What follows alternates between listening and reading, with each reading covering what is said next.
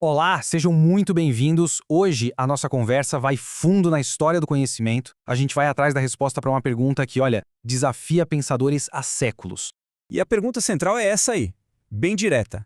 Teologia é ciência? Para muita gente, só de ouvir isso já soa meio estranho, né? É uma contradição. Mas para outros, é a ciência mais importante de todas. Então, vamos fundo nessa questão.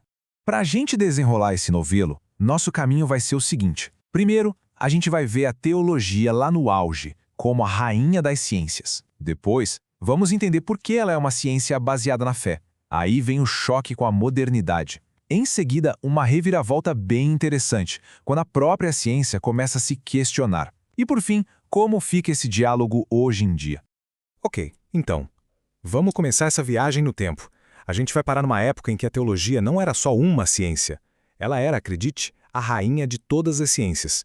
Olha só essa frase do Jürgen Moltmann. Ela resume perfeitamente o que era a alta escolástica. Sabe, aquele período de ouro do pensamento medieval? A grande missão ali era juntar a filosofia dos gregos com a revelação cristã.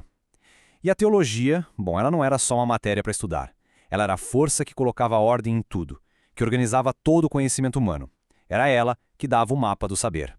E a palavra-chave aqui é essa, sacra doutrina. Pensa assim, não era só uma questão de fé, de acreditar. Era uma apresentação científica, sistemática, de toda a tradição cristã.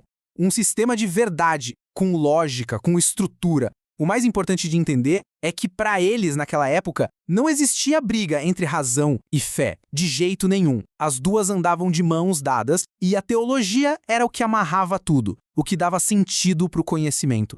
Mas o que fazia da teologia uma ciência tão diferente? A resposta está na base dela, no seu fundamento. Vamos dar uma olhada nisso. Então, a própria estrutura da teologia já diz muito sobre ela. O objeto de estudo é Deus, um mistério que a gente não consegue esgotar. A fonte do conhecimento? A revelação divina, que vem pelas Escrituras. E aqui está o pulo do gato. Ela exige fé de quem estuda. Mas olha que interessante, isso não era visto como um ponto fraco. Pelo contrário, era a fé que garantia que a teologia estivesse em contato com a realidade divina. Sem essa fé, tudo o que a teologia dissesse seria só hipótese, sabe? Palpite. Só que esse reinado todo não ia durar para sempre. Chega a modernidade e com ela vem um jeito completamente novo de pensar. Um jeito que basicamente balançou todas as estruturas do conhecimento e deu início a um conflito. Um conflito bem profundo.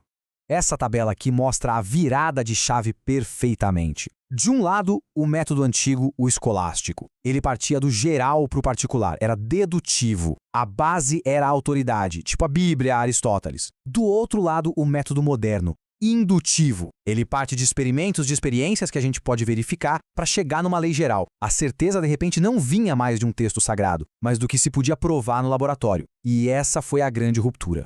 E com esse novo jeito de fazer ciência, o que aconteceu? Aquelas explicações teológicas, que antes explicavam tudo, começaram a perder o sentido. Aquele Deus que servia para explicar a origem do universo, ele deixou de ser uma hipótese de trabalho útil para a ciência. E o que a gente aprende com isso? Que a própria ideia do que é ciência não é algo fixo, gravado em pedra. Ela muda com o tempo. E foi essa mudança que criou o conflito que a gente vê de várias formas até hoje. E bem quando parecia que a teologia tinha perdido a batalha, a história dá um nó. Acontece uma reviravolta daquelas.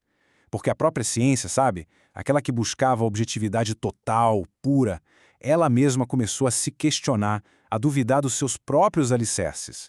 Aquela ideia de que a ciência é 100% objetiva, que era a bandeira do positivismo, começou a ruir. Primeiro, os filósofos e cientistas sacaram que todo fato já é uma interpretação de alguém. Depois, veio a suspeita de que todo conhecimento, no fundo, serve a algum interesse. E aí, para fechar o caixão da objetividade pura, veio a física quântica, com um desafio que ninguém esperava.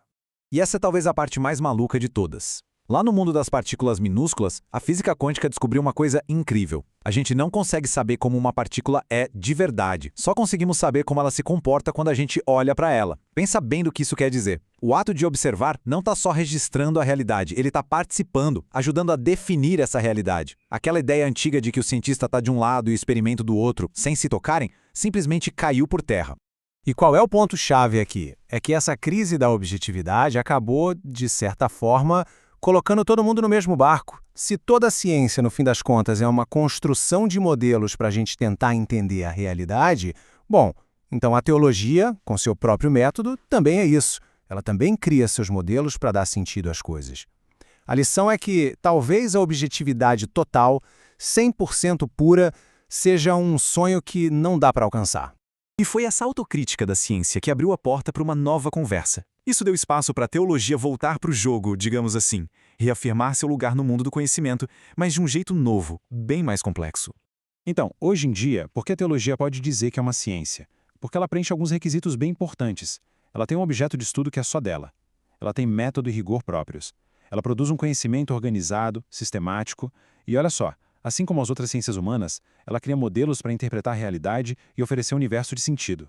E essa frase final amarra tudo de um jeito muito forte. Porque, no final das contas, até a ciência mais exata que existe, quando vai cavando fundo na realidade, ela bate de frente com o quê? Com um mistério, um limite, um não sei, que, na verdade, sustenta tudo o que a gente sabe. E é justamente desse mistério e para esse mistério que a teologia vive. E é nesse ponto, nesse lugar mais profundo, que a conversa entre elas pode recomeçar de verdade. Isso tudo deixa a gente com uma última reflexão, né? Se todo tipo de conhecimento, seja científico, seja teológico, chega uma hora que esbarra nesse limite, nesse grande mistério, talvez a pergunta mais importante não seja qual é melhor ou qual é superior. Talvez a pergunta seja o que a gente faz quando se depara com esses mistérios todos, aqueles que o nosso conhecimento, por mais incrível que seja, ainda não dá conta de explicar.